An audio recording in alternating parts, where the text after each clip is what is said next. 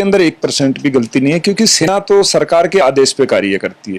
क्योंकि इससे पहले भी आपने सेना का शौर्य देख सके, कारगिल युद्ध हो, चाहे 71 का युद्ध हो, 65 का युद्ध हो, इसके सेना का शौर्य तो पॉलिटिकल हल निकालना है। बिल्कुल पॉलिटिकल हल। आर्मी की इसमें 1% भी गलती नहीं है। ये जो देश के सत्ता में जो दिल्ली में बैठे लोग हैं, इनकी कमियां हैं कि इन्होंने समय रहते हुए उस मुद्दे पे कोई ध्यान नहीं दिया और आज ये मुंह छुपा रहे हैं उस चीज की। इनकी गलती है। आर्मी हर पल पल की खबर दिल्ली को देता है। आर्मी का काम है, अगर दी बॉर्डर पे कोई भी मूवमेंट है तो उसका पीछे वो अपने हेडक्वार्टर को देता है, हेडक्वार्टर दिल्ली को देता है। क्योंकि हम सर्विस में तो हम भी यही करते, पल पल की खबरें देता है। लेकिन दिल्ली में जो निकम्मे लोग बैठे रहते हैं वो उसके रिप्लाई नहीं देते, जिसका खामियाजा आज हमारे 20 जवानों की शहादत से भुगतना पड़ा। और चाइना कोई आज से नहीं कर रहा, काफी सालों से कर रहा है। पहले भी हमारी कितनी जमीन कब्जा किया हुआ है। और चाइना कभी भी भारत के साथ युद्ध नहीं चाहेगा। शायद जनता को ये नहीं पता हो, लेकिन मैं क्लियर कहना चाहता हूँ कि कभी भी चाइना युद्ध नहीं कर सकता भारत के साथ, क्योंकि उसे रेजांगला का युद्ध याद है। चाइना के सैनिक नहीं लड़ सकते हमारे साथ, क्योंकि हमारे की जो आपने बात की, क्योंकि आज हम जिस इलाके में मौजूद है, यहीं के सैनिक जो है सबसे ज्यादा शहीद हुए थे और वो सबसे बड़ी लड़ाई भी मानी जाती है। बिल्कुल सबसे बड़ा युद्ध था। एक ने मल्ल युद्ध के 10-10 को मारा था। आज मोदी जी ने कहा कि जो है हमारी जो शहीदों का बलिदान है व्यर्थ नहीं जाएगा। नहीं, खाली कहने से तो पुलवामा में भी किया था इन्होंने। पुलवामा में भी कहा था कि पुलवामा के नाम पे वोट भी मांगा था। उसके बाद क्या सर्जिकल स्ट्राइक में कहा था कि जी हमने उनके 600 मार दिए। ये तो सब अफवाहें। आज कह रहे हैं कि हमने चाइना के 40 से 43 जवान मारे हैं। अब कौन सा ये कैमरा लेके गए थे? ये चीजों की झूठी अफवाहें फैलाते। तो हमारे जवान सबको पता है, अब देश के सामने जो बातें आ गई, एक बार नियत थे और उनके पास हथियार थे। हथियार का मतलब जो खोखरी होता है वहां रखते हैं। हमारे जवानों को भी कम से कम अलाउ करना चाहिए था आपको। उनके पास डंडे भी थे, लोहे की रोड भी थी, उनके पास तो हथियार थे, लेकिन फिर भी जवान उनसे लड़े। सबसे बड़ी चीज इसमें देखने की बात यह है कि एक कर्नल मारा जाता है। कर्नल मारने का अर्थ यह है कि एक बटालियन का कमांडिंग अफसर पूरी बटालियन पे जो कमांड करता है, एक बटालियन मरना, एक कमांडर कर्नल मरता है तो एक बटालियन पूरी मानी समझिए आप मर गई है। फिर भी फायर का आदेश नहीं दिया। इसके पीछे राज क्या है? ये सरकार की नाकामी है। इसका आदेश तो सरकार को देना चाहिए था ना। जब आप किस जवानों को अटैक कर ही दिया, फिर आपने क्या देखना था? समझौता तो आपका खत्म ही हो गया था। तो पीछे हमारी स्पोर्ट के अंदर जो जवान थे, कम से कम उनको तो आदेश देना चाहिए था फायर का। लेकिन इसके अंदर कुछ गोलमोल है कि हमें लग रहा है सूत्रों के अनुसार कि कुछ जवान जो है हमारे उनके पास हैं। आज जो है 10 जवान हो छोड़ा गया है चाइना की तरफ से, रिहा और भी हैं हमारे। अब तक कहा जा रहा था कि कोई भी हमारा जवान चाइना की गिरफ्त में नहीं है। फायर ना, जैसे देश के बहुत से लोग इस चीज के ऊपर डिबेट कर रहे हैं, पूछ रहे हैं कि भाई फायर क्यों नहीं किया। फायर इसी स्थिति में नहीं किया जाता कि हमारे जवान अगर भी उनके पास कैप्चर है तो वो उनको नुकसान पहुंचाएंगे। तो हमारे जवानों को बचाने के लिए ये थोड़ा साइलेंट रहना पड़ता है, फायर नहीं करते। यही वजह होती है। ये स्थिति देश के सामने साफ करनी चाहिए इनको। अब भाई ऐसे ऐसे हमारे जवान जो है उन्होंने कैप्चर कर लिया। कुछ छुपाया जा रहा है? नहीं, ये तो लग नहीं रहा, सत्य है, इसमें कोई दो राय नहीं, सत्य है। और जो जवान जो दिखा रहे हैं, जो 20 जवान मरे हैं, इनकी भी संख्या आप देखेंगे ज्यादा निकलेगी आपके सामने। 27 के करीब तकरीबन जो है हमारी जो शहादत है 27 के करीब है। और हमारे 17 के करीब जवान आज आप कह रहे हो, मैं तो नहीं सुना है, हो सकता है 10 जवान रिटर्न किए हैं तो और भी 17 के करीब जो हमारे पास जो डिटेल है, जो फौज की तरफ से 17 के करीब उन्होंने कैप्चर किए थे। तो उसकी वजह से हो सकता है फायर ना किया। लेकिन मुझे बड़ा अजीब लगा पहली बार कि आज तक टीवी चैनल के ऊपर एंकर जो है वो सेना की गलती बता रहे। तो कह रहे हैं कि सेना का काम है पेट्रोलिंग करना, इसमें सरकार ही कोई गलती नहीं है। तो जब सर्जिकल स्ट्राइक किया तब तो मोदी जी का नाम है कि मोदी ने सर्जिकल स्ट्राइक किया। और जब सेना की जब शहादत हो जाती है तब सेना को बदनामी देते। भाई ये सारी कानून व्यवस्था सब कुछ सेना का काम है। लड़ना वो तो लड़ेगी, आप आदेश दीजिए, वो तो तैयार है। आप चाइना आप आदेश दीजिए, चाइना के अंदर कल ही 10 किलोमीटर 50 किलोमीटर अंदर घुसने को तैयार है। वो अपनी जान की परवाह नहीं करता, क्योंकि सेना, मैंने बार बार कहा है, सेना तिरंगे के नीचे कसम खाती है और मोदी जी नागपुर के झंडे के नीचे कसम खाया। तो ये फर्क है, नागपुर के झंडे का और तिरंगे का सम्मान का बहुत ज्यादा फर्क है। तो इस तरह की मोदी जी को बचाने के लिए टीवी चैनल, जो मोदी चैनल जो लगे हुए हैं, ये गलत नीति है। पूरे देश को इसका विरोध करना चाहिए। दूसरी बात, अभी लोगों को उलझाया हुआ है कि आप चाइना का सामान का बहिष्कार कीजिए, चाइना का सामान का बहिष्कार कीजिए। मोदी जी के एक मंत्री है रामदास अठावले, उन्होंने तक यहाँ तक कहा कि चाइनीज जो खाना है उसका बहिष्कार कीजिए। ये कौन सा तर्क हुआ? क्योंकि जो भी चाइनीज फूड यहाँ पे बनता है तो हमारे यहीं के लोग हैं, उससे चाइना की अर्थव्यवस्था का क्या लेना देना? मैं ये कहता हूँ, देश के गृह मंत्री हैं, उसके लड़के बीसीसीआई के अध्यक्ष, उनको बोलिए कि सबसे पहले जो वीवो का कंट्रैक्ट है कितना 441 करोड़ कितने का है, उसको आप रद्द करके दिखा दीजिए। आपने जितने टेंडर चाइना को दे दीजिए वो आप रद्द कर दीजिए। आम जनता तो कर देगी, ऐसा कुछ नहीं है, आम जनता तैयार है। आप अब देश सरकार पहले बहिष्कार करे, सरकार को करना चाहिए, जनता बाद में। जनता तो तैयार है, जनता तो अभी भी कर रही है। आपने देखा हो बहुत से लोगों ने ऐप वगैरह भी डिलीट किए, आप देखेंगे यूजर कम हुए हैं। जनता तो कर रही है, लेकिन सरकार क्या कर रही है? सरकार तो उनके राष्ट्रपति को बिठा के झूला झुला रही है, कभी चाय पिला रही है उनको। मोदी जी जिस जिस देश में गए आप देखिए, पहले पाकिस्तान में बिरयानी खाएगा, उसने पीठ में छुरा घोंपा, फिर चाइना को, जबकि मुझे अच्छे से याद है माननीय नेताजी जो मुलायम सिंह डिफेंस मिनिस्टर, उसके बाद भी उनके बयान संसद का मुझे आज भी याद है, उन्होंने बार बार सरकार को चेताया था कि चाइना हमारा सबसे बड़ा दुश्मन है, चाइना पे हम विश्वास ना करें। जितने भी बुद्धिजीवी लोग हैं हर बार चेता रहे हैं कि नहीं, चाइना हमारा सबसे बड़ा दुश्मन है, लेकिन फिर भी चाइना जैसे देश से पटेल की मूर्ति मंगवा रहे हो आप बनवा के, क्या भारत में नहीं बन सकती? तो सरकार को सबसे पहले इसका बहिष्कार करना चाहिए। आर्थिक अगर ये चोट हम चाइना को पहुंचाते हैं तो ये बहुत बड़ी चीज है। और रही बात युद्ध की, तो देखो आज की सिचुएशन में युद्ध में कोई फायदा नहीं है, मैं तो ये कहता हूँ नुकसान ही है। लेकिन उसका अर्थ ये नहीं, उसका अर्थ ये नहीं है कि आप उसका जवाब ना दें। उसका जवाब तो आप दे सकते हैं, शहादत का बदला ले सकते हैं। जैसे आपने पाकिस्तान से आप कह रहे हो कि हमने लिया, तो अब चाइना से भी लीजिए आप। इस पे आप चुप क्यों है, मौन क्यों है? और सबसे बड़ी दुखद बात तो ये है कि देखो, सबसे बड़ी दुखद बात ये है कि शहादत होने के बाद भी एक प्रधानमंत्री जो कि छोटे छोटे गुंडा और माफिया के मरने पे ट्वीट करते हैं, इतने जवानों की शहादत के ऊपर उन्होंने एक ट्वीट तक नहीं किया। विदेश मंत्री ट्वीट कर रहे हैं, 75 ट्वीट किए, लेकिन उन्होंने कहीं चाइना का नाम नहीं लिखा।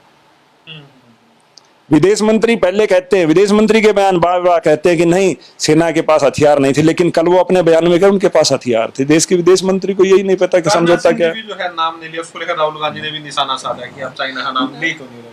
भाई क्या इनको क्या डर है? चाइना इनको क्या दिया? पार्टी में फंड तो नहीं दे रखा कहीं बहुत ज्यादा?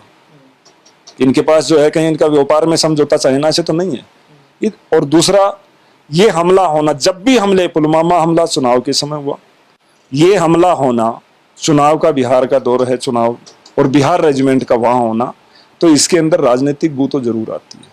तो इसकी निष्पक्ष जांच जरूर होनी चाहिए कि हमारे जवानों की शहादत, जब भी चुनाव आएगा हमारे जवानों की शहादत ऐसी होती रहेगी क्या? पुलवामा भूला ही नहीं था देश, पुलवामा जो नरसंहार हुआ था, ये उससे बड़ा नरसंहार है।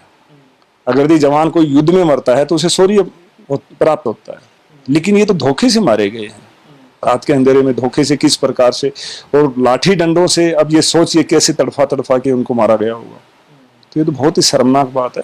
सरकार को इसके ऊपर ठोस कदम उठाने चाहिए, राजनीति बंद करके।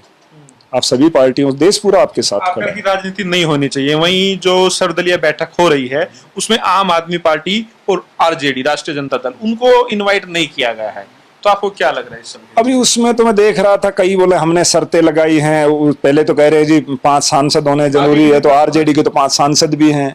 अब कुछ और नियम शर्तें लगा रहे। ये तो राजनीति इशू है इनका, और कोई मतलब नहीं है। इसके अंदर ऐसा है कि आम आदमी पार्टी, सबको पता है कि केजरीवाल जी के पास में संजय सिंह जैसे उनको भेजते, वो पढ़े लिखे हर मुद्दों पे उनसे बेबाक बात करते। वो हो सकता है कि प्रधानमंत्री जी की हर बात को मान्य ना हो और उनसे बहस भी करे, तो इसलिए नहीं जोड़ा गया होगा। ऐसे भी आरजेडी में भी 1-2 नेता हैं जो स्पष्ट तौर पे, खुले तौर पे बोलते हैं, तो इस वजह से ना जोड़ा गया हो। कि कई पहले भी देखा है मीटिंगों के अंदर, जो अच्छे बोलने वाले नेता उनको नहीं जोड़ते, क्योंकि उनकी मर्जी है किसको जोड़ना है किसको नहीं जोड़ना, इनकी सत्ता है। लेकिन सर अब सवाल यही आ रहा है, क्योंकि अगर जनता बाइकआउट कर रही है और चाइनीज जो प्रोडक्ट है उसके बहिष्कार की बातचीत कर रही है, तो और क्या क्या आपके हिसाब से होना चाहिए और किस तरीके से जवाब दिया जाना चाहिए? नहीं देखो, बहिष्कार तो आप कर रहे हो, लेकिन देश के पास उसका विकल्प क्या है? मैंने सबसे पहले तो आज देखिए, कोरोना की महामारी वैसे चली हुई है, आपको मेडिसिन की बहुत जरूरत है। जितने आपके ऑपरेशनली इक्विपमेंट जितना बनता है वो चाइना से आता है, टोटल का टोटल चाइना से आते हैं। यहाँ तक कि आपकी टेस्ट किट भी चाइना से। आत्मनिर्भर भारत की तो बात कर रहे हैं मोदी जी। आत्मनिर्भर भारत तो मजदूर तो आत्मनिर्भर ही है। आत्मनिर्भर इसीलिए तो पैदल चला गया, वो दिल्ली से बेचारा बिहार तक, यूपी तक आत्मनिर्भर था, इसलिए पैदल चला गया। आत्मनिर्भर की तो ये नए नए लाते हैं। आत्मनिर्भर तो हम है ही, तो सरकार से कोई मदद ही नहीं मिल रही, भूखे मर रहे हो, तो आप आत्मनिर्भर तो अपने आप ही हो। मेडिसिन का 70% हिस्सा चाइना से आता है। जो 30% जो मैन्युफैक्चरिंग हिंदुस्तान के अंदर होती है, उसका रॉ मटेरियल भी चाइना से आता है। तो आप बताइए क्या बहिष्कार करोगे आप? पहले अपने आप को तैयार कीजिए। अपने देश के अंदर उद्योग धंधे वो तो आपने लगाया नहीं, वो भी चाइना को टेंडर दे रहे। रेलवे के टेंडर आपने चाइना को दिए हैं, अभी कुछ दिन पहले ही तो दिए हैं। अभी शायद कोलके में क्या हुआ मुझे नहीं पता। हाँ, अभी कुछ दिन पहले 1142 करोड़ रुपए का वो भी दिया गया। तो सारे टेंडर चाइना को तो दे रहे हैं, पब्लिक को कह रहे हैं हर चीज में। जैसे कोरोना महामारी में कहा था ना कि वही हिसाब हो गया कि सरकार तो सिर्फ ताली और थाली बजवाने के ऊपर, करना तो कुछ है नहीं। आत्मनिर्भर का नारा दे दिया आपने लास्ट में बस। अभी सर आपने कहा कि इस पूरे मुद्दे को लेकर राजनीति नहीं होनी चाहिए, क्योंकि पहले देखा गया जब यूपीए की सरकार थी उस दौरान जो बीजेपी के जो बड़े बड़े नेता थे वो लगातार सवाल उठाते रहे हैं इस पूरे मुद्दे को लेकर। जब भी चाइना को लेकर कुछ बात होती तो हमेशा सवाल उठाते रहे हैं। लेकिन अब अगर कोई विपक्ष का नेता आवाज उठाए तो उसको सीधा देशद्रोही कहा जा रहा है। अगर कोई मोदी जी से सवाल पूछ रहा है तो उसको कहा जा रहा है तो देश से खिलाफ है। तो इसको आप कैसे देख रहे हैं? नहीं, ये तो हर व्यक्ति को देशद्रोही कहते हैं, जबकि सबसे बड़े देशद्रोही ये हैं। इनके तो प्रमाण हैं। मोदी जी किससे आते हैं? आरएसएस से आते हैं। और आरएसएस के प्रमाण है, जब देश आजादी की लड़ाई लग रहा था तब ये लोग अंग्रेजों के साथ थे। इन्हीं की सरकार के दौरान जब वाजपेयी प्रधानमंत्री थे तब कारगिल हुआ, इन्हीं के दौरान हुआ। आज ये चाइना का मामला इनकी भी सरकार के होता है। ये तो देशद्रोही, जो कोई व्यक्ति जब खुद चोर होता है तो उसको डर होता है। ये देशद्रोही तो खुद है। जितने सत्ता में बैठे सारे डॉन माफिया जितने हैं, जितने बलात्कारी हैं, बड़े बड़े कॉर्पोरेट घराने के सारे तो आज बीजेपी की सत्ता में बैठे। और जब ये गुजरात के मुख्यमंत्री थे, जब चाइना के मामले पे आपने खुद मोदी जी के भाषण सारे सुन लीजिए, कितने चिल्ला चिल्ला के बोलते थे। आज क्यों बोलती बंद है? क्यों नहीं कहते? लाल आंख करके बात करने वाली बात थी। और ये भी कहा गया कि हम ना ही तो आंख झुकाएंगे ना ही दिखाएंगे, हम आंख से आंख मिलाकर बात करेंगे। विदेश नीति को लेकर जब सवाल पूछा गया, वो तो सिर्फ झूला, वहां के राष्ट्रपति को जो बिठा के झूला झुला रहे थे उस टाइम देखना था ना इनको कि आंख मिला के बात करे, उसका खामियाजा क्या भुगतेंगे। नेपाल जैसी शर्म की बात तो ये नेपाल जैसा जैसे भारत की खाता है। नेपाल के लोग इंडियन आर्मी में भर्ती होते हैं, पैरामिलिट्री में भर्ती होते हैं। यहाँ हर जगह आपको कोई न कोई नेपाली मिल जाएगा। वही तुम्हें आंख दिखा रहा है और उसने अपना अलग से नक्शा बना लिया और अपने हिस्से को अपने में दिखा रहा है और आप कुछ नहीं कर पाए। आप क्या किया इन्होंने अभी तक? नेपाल के ऊपर ही क्या किया? चाइना तो इनसे बस की बात नहीं है, लेकिन इन्होंने बता दें नेपाल के ऊपर क्या किया। तो हर नीतियों में फैल रहे हैं, कहीं भी देख लीजिए, चाहे देश के अंदर की देख लीजिए चाहे पड़ोसी देशों से। जितने भी पड़ोसी देश हैं इनके किसी से कोई अच्छे संबंध नहीं। अगर हर पड़ोसी से आप लड़ाई झगड़ा करते रहोगे तो आप कैसे भारत को आगे ले जाएंगे? तो अब क्या कुछ डिमांड है एक फौजी के तौर पर, आप क्या कहना चाहेंगे?